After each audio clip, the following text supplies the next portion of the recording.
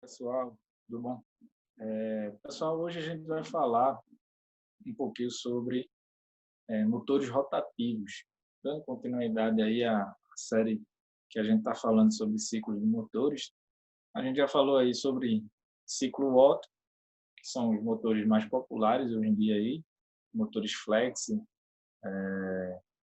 motores também que são utilizados na estacionária, motores geradores, também utiliza esse tipo de ciclo.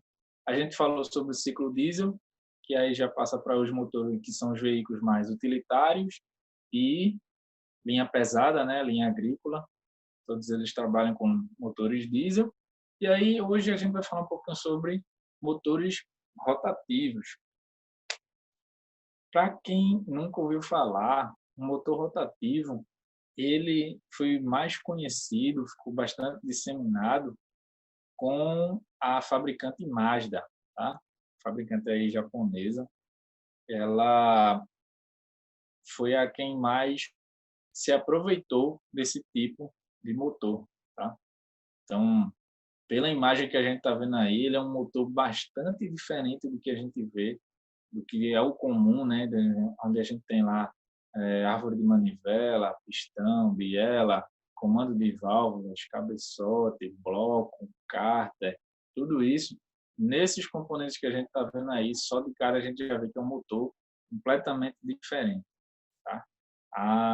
O funcionamento dele tem uma particularidade, porém, o que é igual aos outros, tanto ao Otto como o diesel, é o ciclo dele, tá?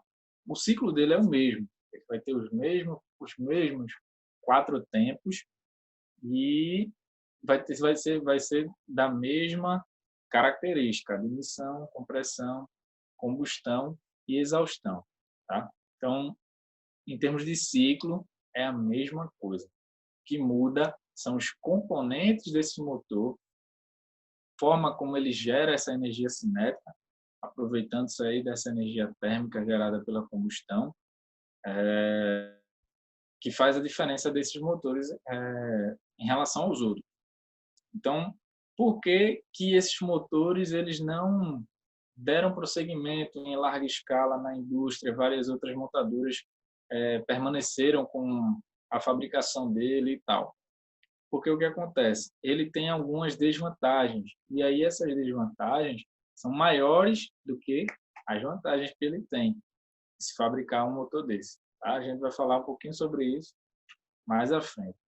Mas falando como eu tinha dito, falando sobre o ciclo dele, que é o mesmo ciclo dos demais, a gente tem aí, ó, a gente tem a admissão, a compressão, a ignição, ou a combustão do, da mistura e o escape, tá? Qual é a diferença nesse caso daí? A diferença é que eles não têm comando de válvula, tá? Então, tanto na parte da ignição aqui, ó, nessa primeira entrada, como na parte de escapamento, eles não têm válvulas de admissão nem válvula de escape. Quem faz esse controle da admissão ou do escape é o próprio motor, que é essa peça aqui que fica girando dentro do bloco do motor, vamos chamar assim, tá?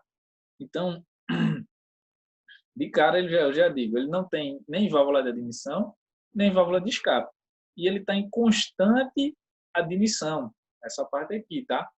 Ele está sempre em constante admissão. A diferença dos outros é que, enquanto um pistão está admitindo, eu tenho um que está em compressão, eu tenho outro que está em exaustão e vai variando o tempo de cada cilindro. Como esse daqui não tem pistão, ele não tem cilindro, então o que acontece?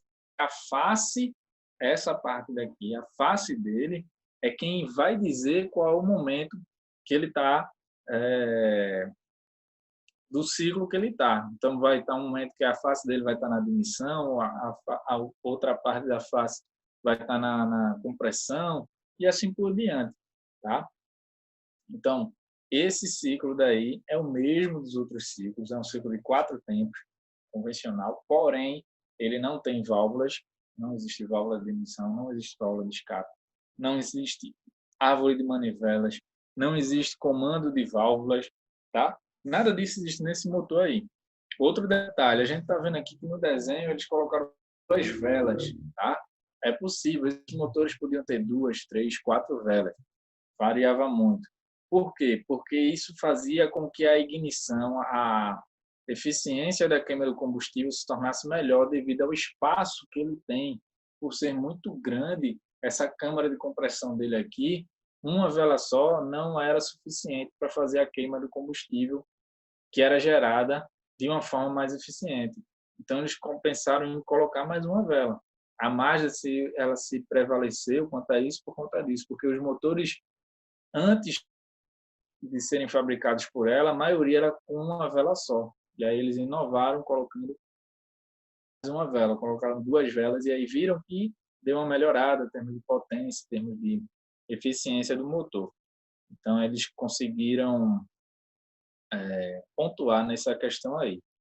Então, o ciclo, como a gente está vendo, é o mesmo. O que muda é que eles não têm válvula, não precisa estar uma válvula abrindo, está fechando, nem nada desse tipo. Tá? Então, isso é o que vai variar em relação ao outro.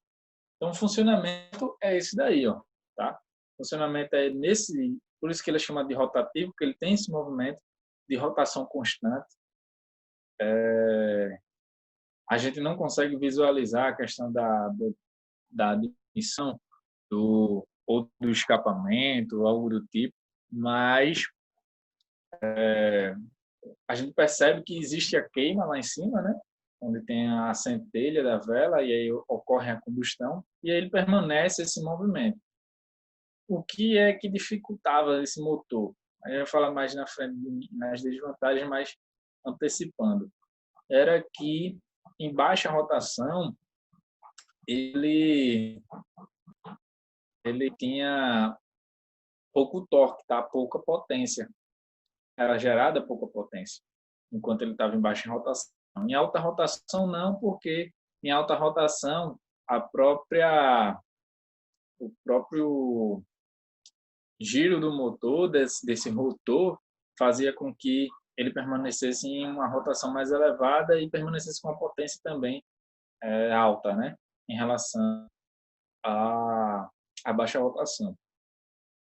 Então, a inércia do rotor fazia com que ele se tornasse mais eficiente em alta rotação do que em baixa rotação. Beleza? Então, a gente tem as vantagens. Quais eram as vantagens que a gente tinha no motor do tipo rotativo? A gente tinha a vantagem de quantidade de componentes ser menores. Como eu disse, a gente não tinha comando de válvulas, não tinha árvore de manivelas, não tinha válvula, não tinha pistão, não tinha biela. Nada disso a gente tinha. Então, componentes, era reduzida a quantidade de componentes. A gente não tinha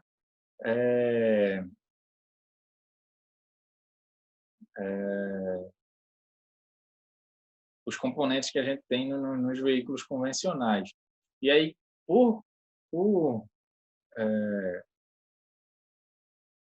por consequência, a gente tem uma redução no tamanho do motor, tá? Em relação a um motor ciclo Otto, ciclo diesel, o motor rotativo, ele se tornou um pouco menor em relação a eles, se comparado a eles, tá? Então a gente tinha essas vantagens. Em alta rotação, como eu já tinha falado, em alta rotação ele tinha um excelente desempenho, alcançava uma potência grande, mas pecava na hora da baixa rotação. Tá? Então ele tinha essa vantagem aí em relação aos outros.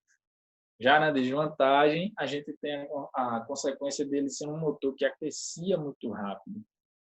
E tudo que ele aquecia muito rápido, existia muito a questão da queima de óleo, justamente porque ele se movimentava daquela forma, era um componente, o rotor é um componente grande, precisa de lubrificação, ele acabava queimando uma certa quantidade de óleo que era excessiva, né?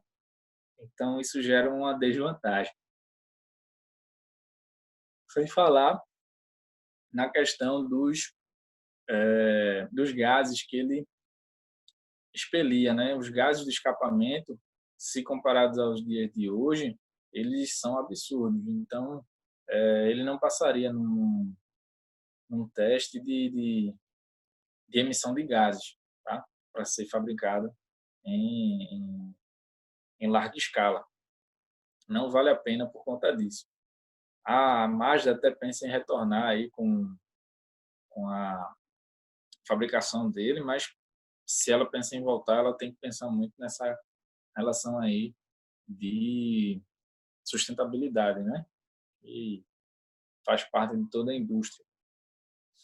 Então, é uma desvantagem muito grande que ele tinha, tá? Como eu tinha dito, existe a desvantagem de em baixa rotação, ele não tem torque, ele não tem nenhuma força muito baixa a força que ele tem, já em alta rotação, a inércia do próprio rotor auxiliava muito nisso, então tem essa questão daí. E ele também não caiu no gosto do público, né? O pessoal que comprou os motores rotativos não se deram muito bem. A gente tinha uma questão de mecânica rara, né? Por ser motores que você não vê todo dia. Alguns fabricantes de motocicletas até tentaram colocar isso daí, o motor rotativo em motos, em aviões, mas aí o de avião é mais motor radial, não é um rotativo, porque o motor radial ainda tem os pistões. Então a gente tem essas questões aí em relação às desvantagens, tá? Em relação aos componentes, a gente tem esse esse é, esse tipo de característica, tá? A gente tem aí o bloco do motor, que é essa carcaça que a gente consegue ver. A gente tem o ponto de admissão, o bocal de abastecimento eólico, a parte superior dele, o ponto de escapamento.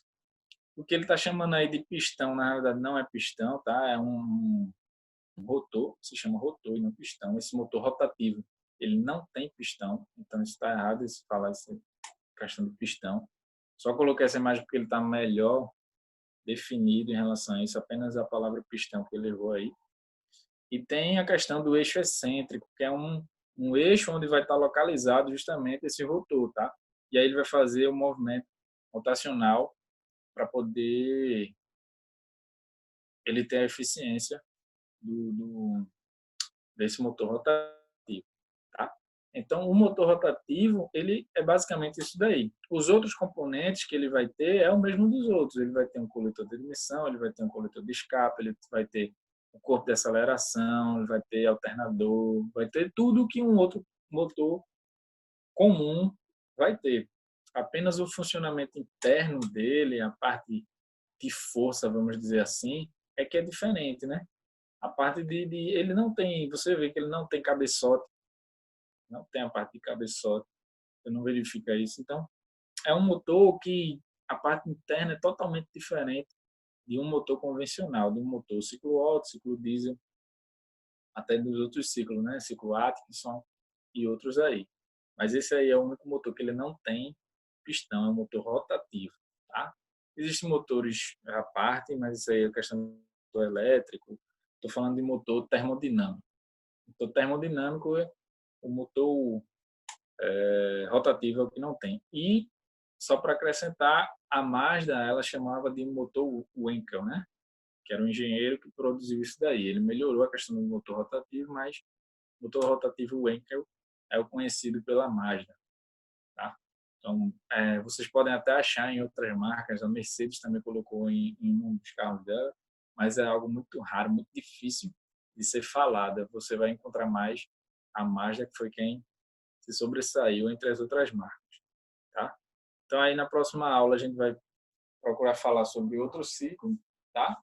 E é isso aí. Valeu?